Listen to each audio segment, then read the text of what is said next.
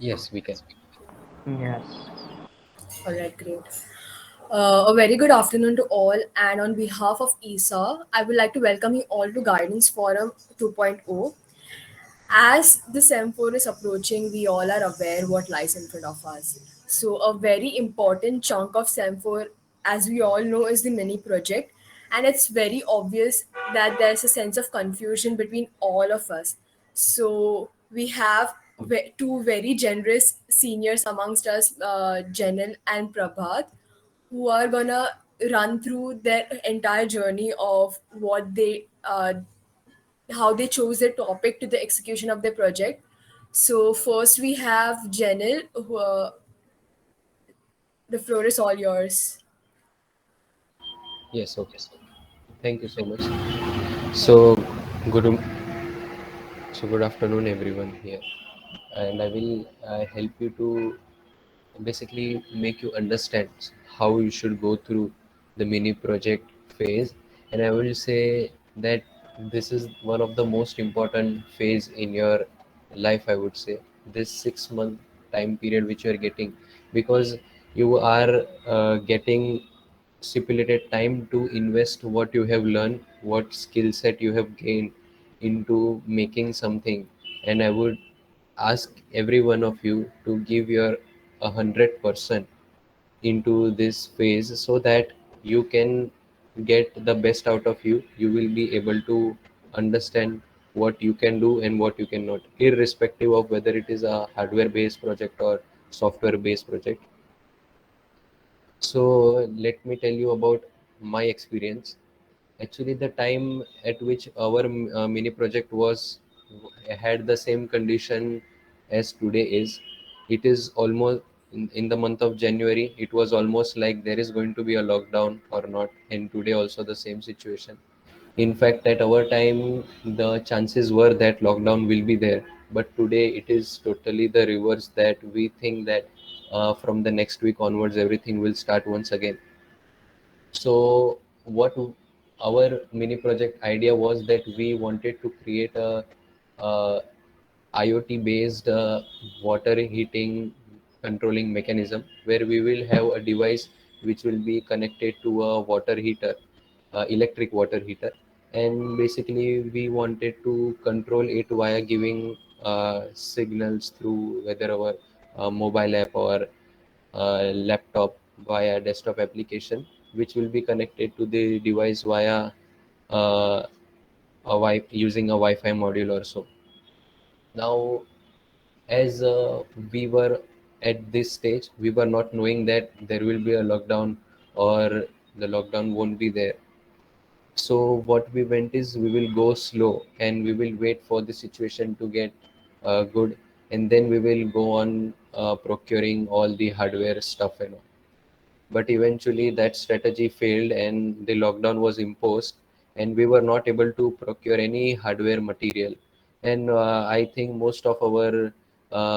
most of our friends also faced the same problem, except of few groups who were able to procure the hardware materials. And so we failed in creating a hardware based project, but yes, we were able to create a software simulation.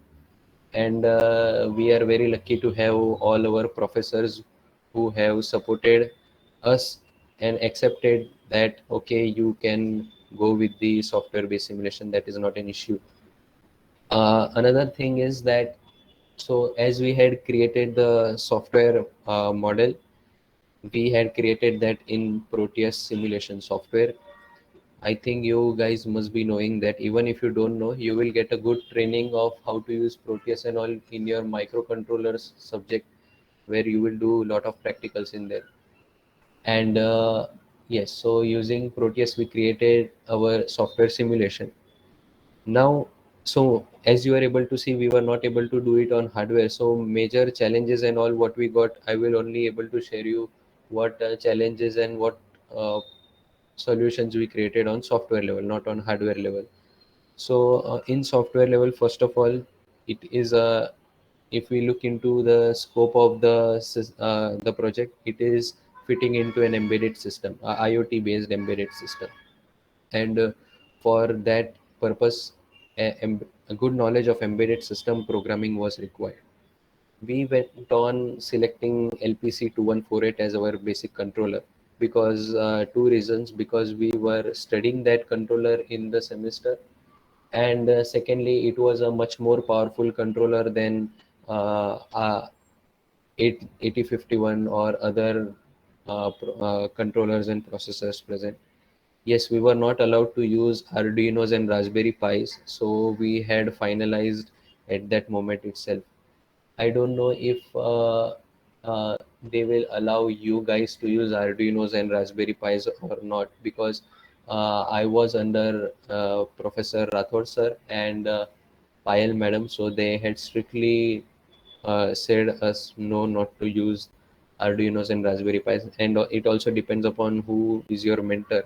So if you are able to convince them to use Arduino and Raspberry Pis, that is okay. But yes, for us, we were not able to convince them, and we used LPC 2148 base development board.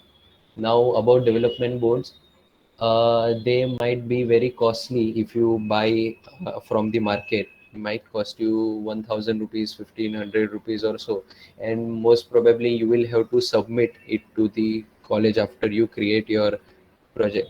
As we had created a software model, so we had to just send the Proteus project file. But for those who might have created a hardware base, they will have to submit they would have to submit the project. But I don't think so in this pandemic situation they might have asked. But yes, looking into the current situation, I think they might ask you guys to submit all the components and all the working model. It means that whatever you have invested is going to go to the college, and you might not be allowed to use it again. So what my suggestion is that you straight away call Priya ma'am, or whoever. I think so Rao sir might help you, or I think so Priya ma'am is more than sufficient for electronics department. I don't know about EXTC, but you can, for electronics, you can straight away call Priya ma'am and ask her to issue you the microcontroller kits from the college, and you can start using them. So first of all, you should go on selecting a particular microcontroller which you might think might suffice your requirement. Now, about software based, we were not having a good knowledge about how to do this embedded based programming. So first and foremost, blindly just open YouTube and type how to use that particular microcontroller. Try using, try writing LED blink kind of codes. Try doing LCD based printing codes, and try all the basic stuff like you using UARTs, using timers, using I2C or SPI interface, whatever. And then you should go ahead. So first, in 1 month, you should take a 1 month phase around to understand the particular controller which you are using. Then secondly, you go for selecting all the sensors and peripherals what you are going to use. It might be cost effective or it might not be cost effective.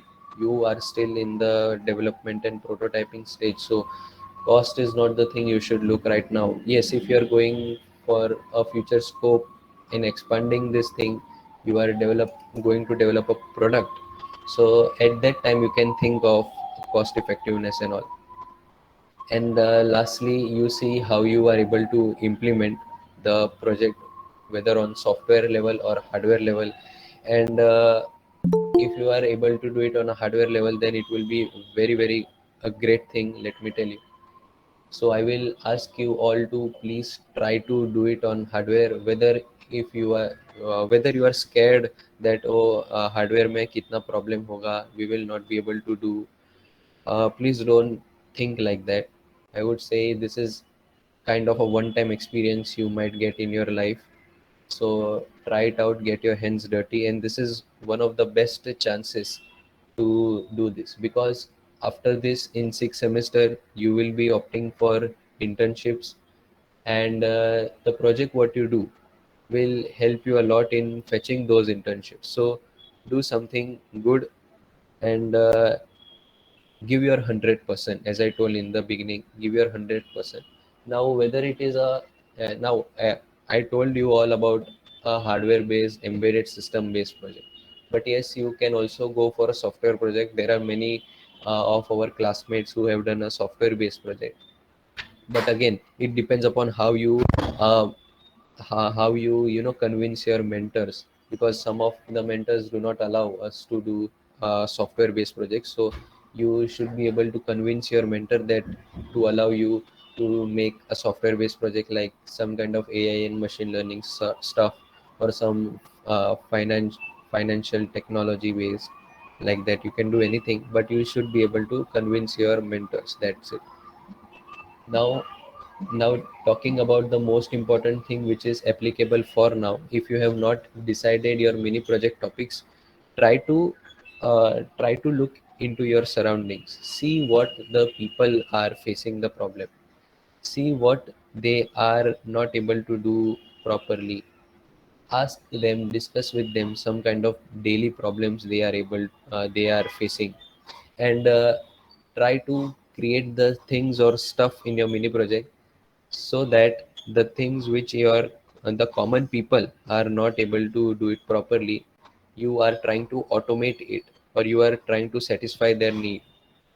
So you need to do a proper research for that, and that is the reason I think there is a literature survey part for you as well. The only reason behind the literature review part, is that if you are able to do this analysis of what is specially required properly, then your mini project might be a very very successful thing, and you might be able to reach the heights which you might not imagine right now as well.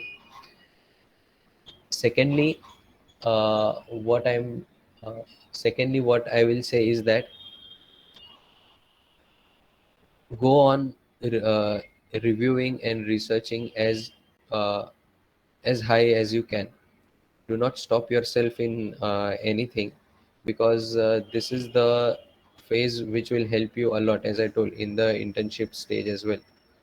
So if you are able to do a good review of what the problem is in your surroundings and what the people are facing the problems, I make sure that your project will be a grand success, and you might be getting a very good marks, and you might be motivated by your professors to have a research paper published at such a small age, who or you can also go for a patent publication. And these things are generally when we go in a PhD level. But if you do a proper research, proper survey, and proper analysis of what is the basic need, and if you are trying to solve that need, then surely your mini project, which you think that it is a burden right now, might be a great source of you know a, a career deciding thing for you. So take it little bit seriously, take it as a fun activity, and give your 100%. And I am sure that if you follow these steps, you will be able to achieve more than what you think right now. Yes, that's all from me. If anyone wants to talk right now, then they can, or I think we will have that after Prabhat speaks, right? Yes, we'll have the doubt solving session after the talk Okay, of Prabhat, okay, okay. if that's fine. Yeah, so thank you, Okay. Janil, for your great sharing of wonderful experience and other thoughts. And also, I would like to then add few things to what Janil said. Like whatever he said was absolutely right. Because you need to, for your mini project, you need to take topics very seriously. Like think of something which is not there actually in the surrounding, right? Just a second. Yeah, so if you like, for example, like what Janel's topic was the water heater, automatic water heater, IoT control. So it's very useful, right? When you are sitting in your room and you would like to already switch on your heater, geyser before that, or something else before you actually plan to use it. So that will save a lot of time. So one such other topic which I can suggest you all to work on is like if you all observe that while you sleep at night, when it comes towards the morning side, like 4 a.m., 3 a.m., etc. time. So what happens is that you obviously you feel cold. So we should make something like a sensitive fan, adjustable fan, or some other device which can control the speed of fan or any other device like AC, etc. So that will be very useful actually if you plan to make such device, and it should be like a non-invasive device. You should not have to wire the switchboard or the switch or anything like that. You should develop a mechanism which can do it like you place it on the of the switchboard and it will automatically switch turn on or off the fan or change the speed of the fan using some mechanism. So all such the another topic which we use is like if you know about this, I don't know, like the solar controllers, like when you have the solar panel installed, then you'll definitely have a controller before charging the battery. So most of these controllers utilize very basic mechanism, and some of the advanced one use the MPPT, that is the maximum power point protocol. So if you try to implement all these things in a like a cost-effective solution, then it will be like a very good product in the market. So all such things usually impress the professors.